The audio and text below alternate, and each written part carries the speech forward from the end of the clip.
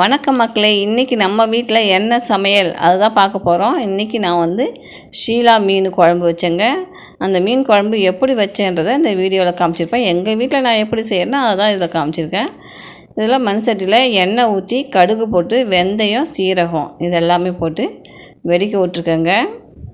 இது எல்லாமே நல்லா வந்து வெடித்த பிறகு கொஞ்சம் வெங்காயம், தக்காளி, பூண்டு எல்லாம் வச்சுருக்கேன். ஃபஸ்ட்டு வந்து நம்ம வெங்காயம் போட்டுக்கலாம். நிறைய பேர் வந்து இப்போ சின்ன வயசில் சமையல் கற்றுக்கிறவங்களாம் இருக்காங்க இல்லையா, அவங்களாம் வந்து இந்த மாதிரி வீடியோக்களை பார்த்து கற்றுக்கலாம். வெங்காயம் போட்டு வதங்கின பிறகு கொஞ்சமாக வந்து பூண்டு போட்டிருக்கேன். அதுக்கப்புறம் தக்காளி போட்டிருக்கேன். இது எல்லாமே நல்லா வதங்கின பிறகு நம்ம வந்து குழம்பு புளியை கரைச்சி அதில் நம்ம தேவையான அளவுக்கு மிளகாத்தூள் போட்டு ரெடி பண்ணி வச்சுருக்கேன். அதை எடுத்து நம்ம வெங்காயம் தக்காளி நல்லா வதங்கின பிறகு அதில் ஊற்றிக்கலாம்.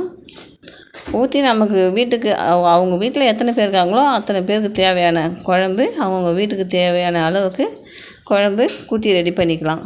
நான் எங்கள் வீட்டுக்கு தேவையான குழம்பு நான் கூட்டி ரெடி பண்ணிக்கிட்டேங்க.